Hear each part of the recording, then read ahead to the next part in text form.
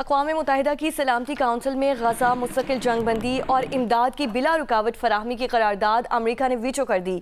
दीगर 14 अरकान करारदाद के हक में वोट दिया।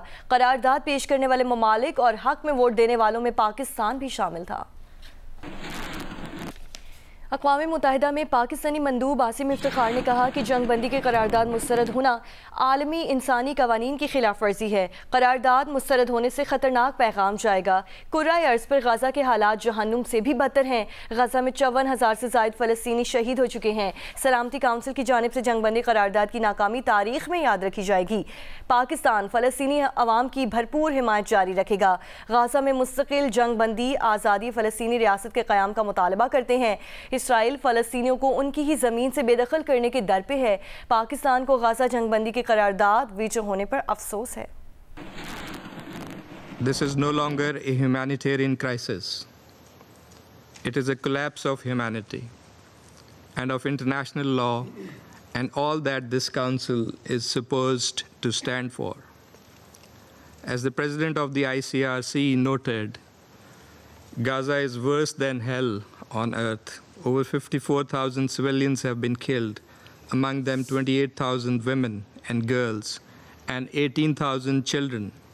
In the last 24 hours alone, nearly 100 Palestinians have been killed and more than 400 wounded. Entire neighborhoods lie in ruin. Famine stalks the land.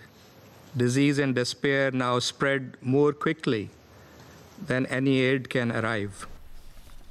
Pakistan को अक़वाम मुत्तहिदा की सलामती काउंसिल के मुख्तलिफ ज़ैली इदारों का रुकन मुक़र्रर कर दिया गया है। पाकिस्तान तालिबान पर आयद पाबंदियों के नफाज की निगरानी करने वाली UN की कमेटी का चेयरमैन मुक़र्रर किया गया है।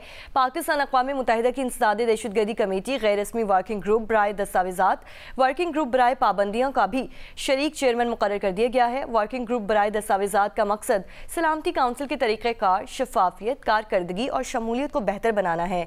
वर्किंग ग्रुप बराए पाबंदियों का मकसद UN की पाबंदियों के निज़ाम के ढांचे, नफास और मौसरियत का जायज़ा लेना और बेहतर बनाना है।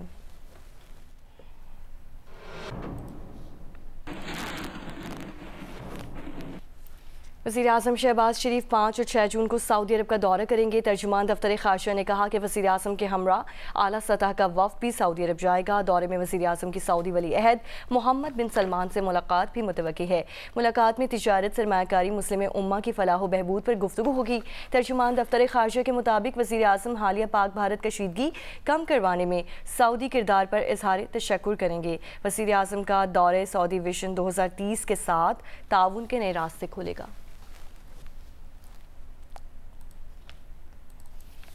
और पाकिस्तानी वफ़द के सरबरा बिलावल भुट्टो जरदारी ने कहा है कि पाकिस्तान और भारत में दहशतगर्दी के वाक़यात की तहकीकात के लिए मुश्तरका फ़ोरम होना चाहिए। चीनी TV को इंटरव्यू में उन्होंने कहा कि ऐसा फ़ोरम हो जहां दोनों मुल्क अपना मुकदमा पेश कर सकें। सिंतास माहिदे पर फ़िलहाल मुज़ाकरात तातुल का शिकार हैं। सिंतास माहिदे पर बाहमी मुज़ाकरात के बाद ही किसी नतीजे पर पहुँचा जा सकता है। भारत को अपने तैयारे गिरने का एतराफ़ करने में 1 माह का वक्त लगा। जंग में पाकिस्तान को फतह हासिल हुई। पाकिस्तान ने 6 भारतीय तैयारे मार गिराए। वज़ीर-ए-आज़म शहबाज शरीफ ने कहा है कि भारत का पाकिस्तान के खिलाफ हालिया बयानिया इंतहाई गैर जिम्मेदाराना है, जिससे खिते में अमन सलामती को शदीद खतरात लाहक हैं। भारत की पाकिस्तान को आबी वसाइल से महरूम करने की धमकियाँ नाकाबिल कबूल हैं। वज़ीर-ए-आज़म शहबाज शरीफ ने कौमी इक़्तिसादी काउंसिल के इजलास में शुरा को 10 मई के मार्का हक में पाकिस्तान की तारीख साज फतह पर मुबारकबाद पेश की। वज़ीर-ए-आज़म ने कहा कि पाक अफवाज की पेशा वराना महारत और दलेरी की बदौलत मार्का हक में अल्लाह ताला ने पाकिस्तान को फतह से नवाजा। पाकिस्तानी अवाम मुल्क की सालमियत के तहफ़्फ़ुज़ के लिए भारत के खिलाफ मुकम्मल तौर पर यकजा हैं। मार्का हक के बाद आबी वसाइल के तहफ़्फ़ुज़ की जिद्दोजहद में भी इंशाअल्लाह भारत को शिकस्त देंगे। बैरून मुल्क पाकिस्तानी सिफारती मिशन की रुकन हिना रबानी खर ने कहा है कि भारत ने कनाडा और अमेरिका में भी मावरा अदालत कत्ल के बाद मामला रफा दफा करने की कोशिश की। भारत दहशतगर्दी को हथियार बनाना चाहता है, जबकि दुनिया पाकिस्तान को दहशतगर्दी के खात्मे के लिए एक जिम्मेदार मुल्क के तौर पर देख रही है। जियो न्यूज़ के प्रोग्राम आज शाहजेब खानज़ादा के साथ में बातचीत करते हुए उन्होंने मज़ीद कहा कि पाकिस्तान का मौक़िफ़ बैनुल अक़वामी कानून और उसूलों की पासदारी पर मबनी है, जिसे भारत नज़रअंदाज करना चाहता है। इसीलिए उनके वफ़द में अक़वाम मुत्तहिदा में मसरूफियात ही नहीं रखीं। कनाडा ने मोदी को G7 सरबराह इजलास में भी मदऊ नहीं किया। आपको कैसा रिस्पांस मिल रहा है जो मुलाकातें हुई? ये देखना चाहिए कि दोनों मुल्क अपने आप को किस तरह फ्रेम कर रहे हैं और वो क्या अपनी डिप्लोमेसी दुनिया के पास लेके जा रहे हैं। एंड आई थिंक इसमें एक इतना वाज़ेह फ़र्क नज़र आता है कि वो अब दुनिया की नज़र से भी ओझल नहीं हो सकता। हमने सिक्योरिटी काउंसिल के तमाम मेंबरान के साथ अलग-अलग इंगेज किया। पाकिस्तान की जो एक डिप्लोमेटिक आस्क है वो बेस्ड है इंटरनेशनल लॉ और रूल्स बेस्ड ऑर्डर की पासदारी पे, उसको आगे ले जाने पे। न्यूयॉर्क में जब पाकिस्तानी वफ्द 2 दिन UN की बिल्डिंग में लगाता है तो उनका वफ्द अपनी काउंसलेट में लगाता है। They are not even engaging with the United Nations. They want to sidestep international law. They want to sidestep the rules-based order. And they're saying that we must be given the impunity to do as we please without any evidence. We bring a message of peace. हम तो कह ही नहीं रहे कि हम India को isolate करना चाहते हैं। हम तो कह रहे हैं हम इस रीजन को कोहेसिव बनाना चाहते हैं। दुनिया पाकिस्तान को एक as a responsible player terrorism को ख़त्म करने के लिए देखती है। टेररिज्म को वेपनाइज करना हमारे ना इंटरेस्ट में है ना हम ये चाहते हैं। India unfortunately which has been exposed to the world use कर रहा है, पोलिटिसाइज कर रहा है terrorism for their strategic gain. और पाकिस्तानी वफ्द में शामिल वज़ीर मौसमियाती तब्दीली मुसद्दिक मलिक ने कहा है कि रिवायती जंग में भारत ने ऐसी मार खाई कि दुनिया ने तमाशा देखा। भारत को हमारे पायलट्स और हमारी टेक्नोलॉजी ने मारा है। जियो न्यूज़ के नुमाइंदे अजीम एमिया को इंटरव्यू खुरम दस्तगीर ने कहा कि मुस्लिम लीग नून की हुकूमत का ये किरदार है कि उसने अपने 10 गुना बड़े दुश्मन को शिकस्त दी। अरे भाई हमसे मार खाई है तो जैसे शिकारी शिकार करते, जैसे चिड़ियां गिरती हैं वैसे राफेल गिर रहे थे तो अच्छे रहे। सुबकी करवाई पूरी दुनिया में। फिर आपने वो सुना कि S-400 पता नहीं क्या कोई जादू की कोई जाल है कि पाकिस्तान से पत्थर भी नहीं आ सकेगा। तो 6-6 घंटे वहाँ पे फटफड़ाते रहे पाकिस्तानी ड्रोन दिल्ली में और गुजरात में तो अच्छे रहे। फिर उन्होंने कहा जंग करेंगे। अब इतनी मार खाने के बाद, इतनी सुबकी के बाद आके फिर बात पे ही आ गई। गोल है वो तो मुस्लिम लीग नून की हुकूमत ने 7 से 10 मई को अदा कर दी कि पाकिस्तान ने अपने से 10 गुना बड़े हिंदुस्तान को, जिसकी जो है अस्करी ताकत भी बड़ी थी, जिसकी इकोनॉमी भी बड़ी थी, जिसकी स्टॉक मार्केट भी बड़ी थी, जिसकी आबादी भी बड़ी थी, तो मुस्लिम लीग नून ने अल्हम्दुलिल्लाह वही किरदार दोहराया है जो मोहम्मद नवाज शरीफ ने 1998 में किया था। अपने से बड़े हिंदुस्तान को एक मुंह तोड़ जवाब दिया, पाकिस्तान का झंडा बुलंद किया और पाकिस्तानियों के अंदर नया एतमाद पैदा। कौमी इक़्तिसादी काउंसिल ने 2024-25 के लिए मजमूई कौमी पैदावार की 2.7% शरह नमू और अगले माली साल के लिए 4.2% शरह नमू की मंजूरी दे दी है। इजलास को बताया गया है कि आलमी साल 2024-25 में मालियाती खसारा मजीद कम होकर मजमूई कौमी पैदावार का 2.6% रहा, जबकि प्राइमरी बैलेंस इजाफे के बाद मजमूई कौमी पैदावार का 3% रहा। जुलाई 2024 तक अप्रैल 2025 तरसीलाते ज़र में 30.9% इजाफा हुआ और करंट अकाउंट बैलेंस पहली मरतबा मुस्बत रहा।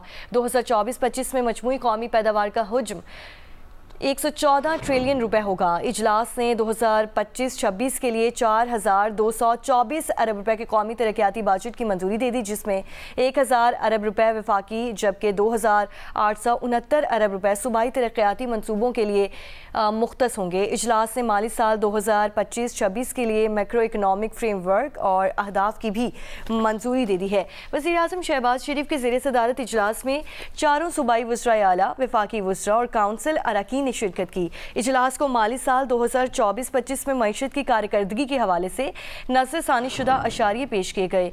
इजलास को बताया गया कि 2024-25 में 3,483 बिलियन रुपए सालाना तरक्याती प्रोग्राम पर खर्च किए जा रहे हैं।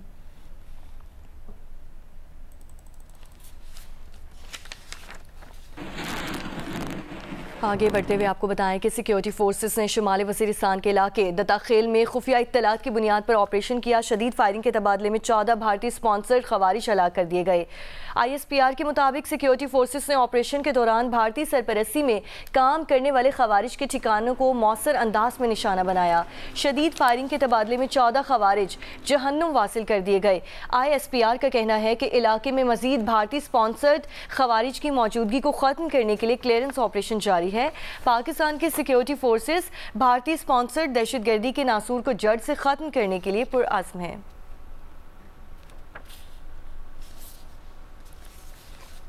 और जीआई खान में 2 मांदा पुल के करीब से निजी कंपनी के 11 मुलाजमीन को अगवा कर लिया गया। सीटीडी के मुताबिक 3 गाड़ियों में निजी कंपनी के मुलाजमीन इस्लामाबाद से कोयटा जा रहे थे। मुलजिमान का ताक़ुब करके 6 मुलाजमीन को बाजियाब करवा लिया गया है, जबकि दीगर 5 मुग़वियों समेत मुलजिमान की तलाश अभी जारी है।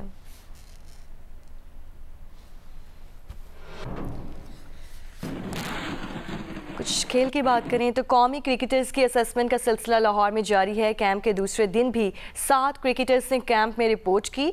फास्ट बॉलर शाहीन आफरीदी ने हेड कोच माइक हेसन से मुलाकात की, ग्राउंड ड्रिल्स में हिस्सा नहीं लिया।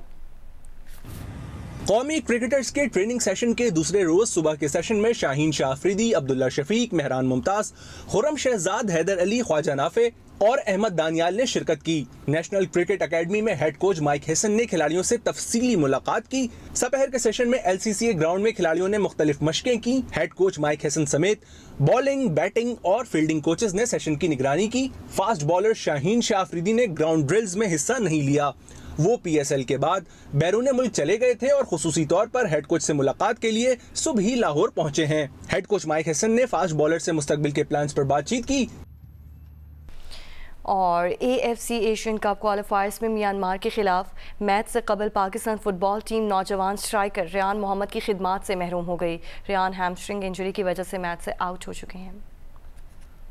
स्कॉटलैंड में डुंडी फुटबॉल क्लब से खेलने वाले रियान को पहली बार पाकिस्तान टीम में शामिल किया गया, लेकिन इंजरी की वजह से उनका पाकिस्तान के लिए डेब्यू ताखीर का शिकार हो गया है। इस्लामाबाद में जारी कौमी फुटबॉल टीम के कैंप के दौरान वो हैमस्ट्रिंग इंजरी का शिकार हुए और AFC एशियन कप क्वालिफायर्स में म्यांमार के खिलाफ मैच से आउट हो गए। जराए का कहना है कि 19 साल स्ट्राइकर इंजरी के बाद वापस स्कॉटलैंड रवाना हो गए हैं। पाकिस्तान की 17 साला junior tennis player Soha Ali की नाइजीरिया में जारी ITF जूनियर इवेंट में शानदार परफॉर्मेंस का सिलसिला जारी है। नाइजीरिया के शहर अबुजा में ITF J30 के गर्ल्स डबल इवेंट में कामयाब आगाज के बाद सोहा अली ने सिंगल्स में भी पहला मैच जीत लिया। सोहा अली ने नाइजीरिया की प्लेयर नैंडरोटसोवा के खिलाफ पहला सेट हारने के बाद कमबैक किया और अगले 2 सेट्स जीतकर फतह अपने नाम की। सोहा अली का जीत का स्कोर 5-7, 6-2 और 6-3 रहा। गुज़िश्ता रोज इंडियन खिलाड़ी के साथ पेयर में गर्ल्स डबल्स का मैच जीतने वाली सोहा और भारत की सिद्धार्थ कौर सेमीफाइनल में आज एक्शन में होंगी। कनाडा में हरजीत सिंह के कत्ल के सिलसिले में टोरंटो की पुलिस ने 2 भारतीयों अमान और दिग्विजय को गिरफ्तार कर लिया है। हरजीत सिंह एक बिजनेसमैन थे जिन्हें 14 मई को मिसिसागा में कत्ल कर दिया गया था।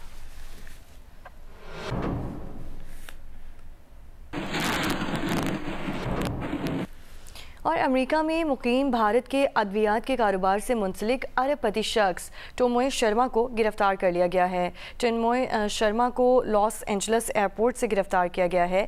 उस पर सेहत इंश्योरेंस लेने वाले अफराद से फ्रॉड करने का इल्ज़ाम है। टोमोय शर्मा ने भारत से मेडिकल की तालीम हासिल करने के बाद अमेरिका में अद्वियात की एक कंपनी कायम की थी।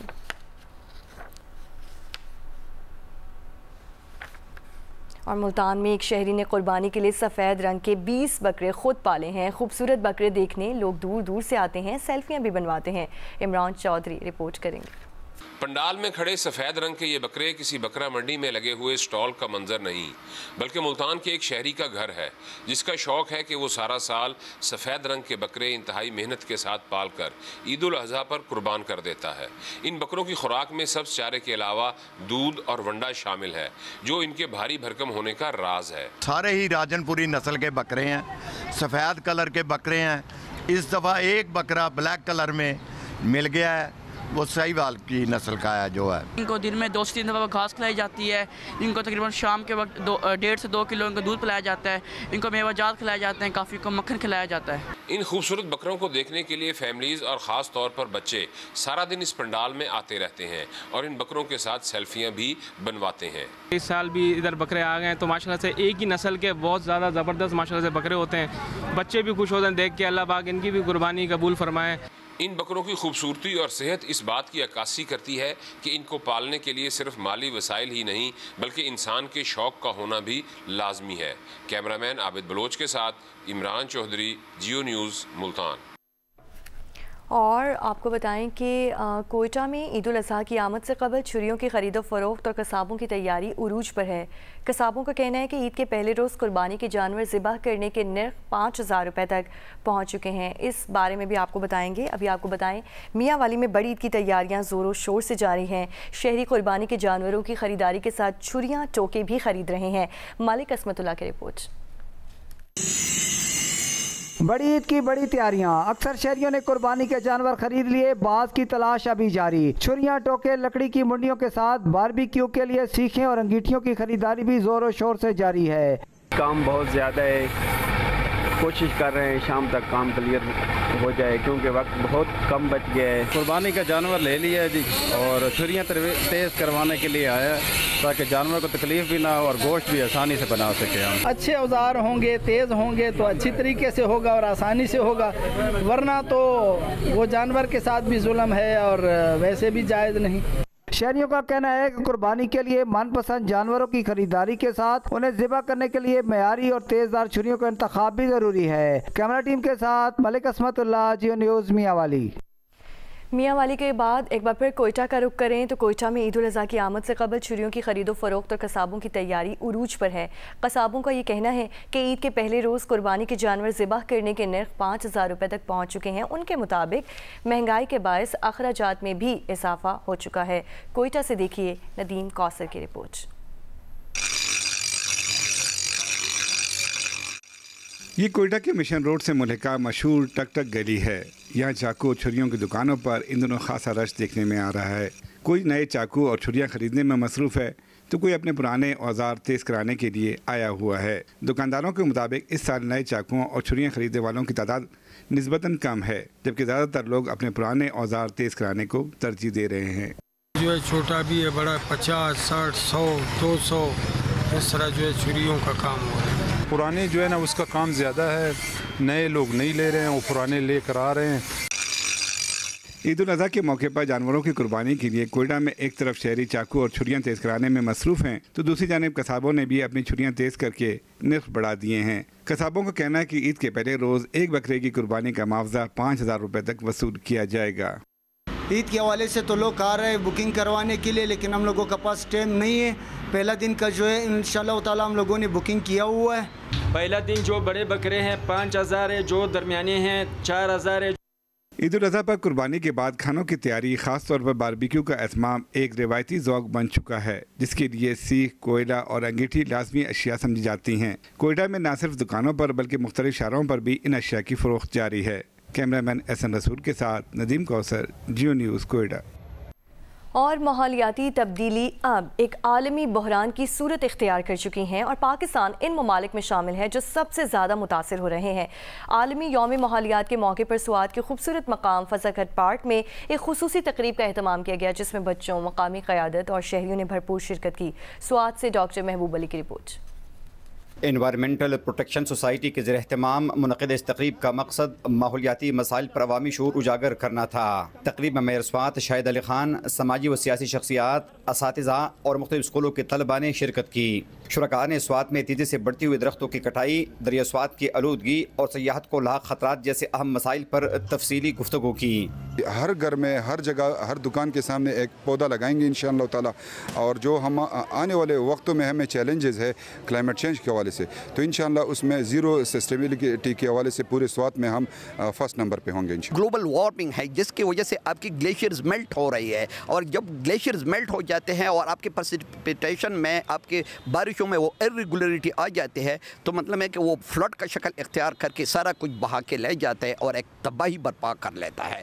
तकरीब के दौरान स्कूल के तलबा ने फिजागट पार्क की सफाई में हिस्सा लेकर अमली तौर पर माहौलियाती शऊर की मिसाल कायम की। माहौलियाती तब्दीलियों के खतरात से निपटने के लिए शुरकानी हुकूमत से मौसर और देरपा पॉलिसियों के निफाज का मुतालिबा भी किया। माहौल को साफ रखने के लिए हमें सफाई भी करनी चाहिए और हमें पौधे भी लगाने चाहिए। ये काम आज हम कर रहे हैं। माहौल को साफ रखना हमारा जिम्मेदारी है और पानी का ज़िया रुकना भी हमारा जिम्मेदारी है। माहौलियाती आगाही मुहिमात न सिर्फ नौजवान नस्ल में शऊर पैदा करती है बल्कि मकामी सतह पर तब्दीली की बुनियाद भी बनती है। कैमरामैन मोहम्मद जुबैर खान के साथ डॉक्टर महबूब अली, जियो न्यूज़, स्वात। लाहौर म्यूजियम में पंजाब यूनिवर्सिटी के तलबा ने ऑपरेशन बुनियानुल मरसूस के मुख्तलिफ वाक़यात को कैनवस पर उतार कर पाक फ़ौज और अर्ज़ पाक से मोहब्बत का इज़हार किया है। नुमाइश का इफ्तिताह सेक्रेटरी टूरिज़म फरीद तारड़ ने की। तफसीलात देखिए इरम अवान की रिपोर्ट में। पंजाब यूनिवर्सिटी के तलबा और तलबात ने मार्का हक के दौरान बनने वाली मीम्स और वाक़यात को अपने ब्रशेस से कैनवस पर खूबसूरती से उतारा। कहीं भारतीय मीडिया पर तंज करते हुए लाहौर पोर्ट बनाई तो कहीं राफेल गिरने के हकीकी वाक़ये को कैनवस की जीनत बनाया। आर्टिस्टों का कहना था कि ये पेंटिंग्स उनके दिल की आवाज़ हैं। मेरे आर्टवर्क का टाइटल है शहीद की मौत कौम के हयात और मैंने उससे रिलेट करके ये आर्टवर्क क्रिएट किया है। अपने JF-17 थंडर की बनाई है कि कैसे हमारे JF-17 थंडर ने जो है वो इंडिया के जितने जहाज़ थे वो गिराए हैं। देख रहे थे कि क्या चल रहा है और क्या अपडेट्स आ रही हैं। मैं इसमें ये मैसेज कन्वे करना चाह रहा हूँ। ये भी एक इंकशाफ हुआ था कि लाहौर सी पोर्ट यहाँ एग्जिस्ट करता है। और जो ये चाय वाला है ना, ये वो जो टीज़ फैंटास्टिक वाला मजाक, मैंने उसका भी एक ह्यूमर ऐड किया था। सेक्रेटरी सियाहत फरीद तारड़ ने नुमाइश का दौरा किया और कहा कि तलबा के फनपारों को देखकर बहुत अच्छा लगा। नुमाइश में मुसल्लह अफवाज की जुर्रत और महारत को उजागर किया गया। पूरा ऑपरेशन को एक तस्वीरी खाकों की शक्ल में पेश किया गया है और मैं पंजाब यूनिवर्सिटी की इस कोलैबोरेशन को अप्रिशिएट करता हूँ। नौजवान आर्टिस्टों ने अपने तखय्युल का इजहार करते हुए पाक आर्मी से इजहार यकजहती किया। पंजाब यूनिवर्सिटी के तलबा और तलबात ने ऑपरेशन बुनियानुल मरसूस के जज्बात को कैनवस पर इस तरह उतारा कि देखने वाले दाद दिए बगैर ना रह सके। कैमरामैन रिजवान भट्ट के साथ इरम अवान, जियो न्यूज़, लाहौर।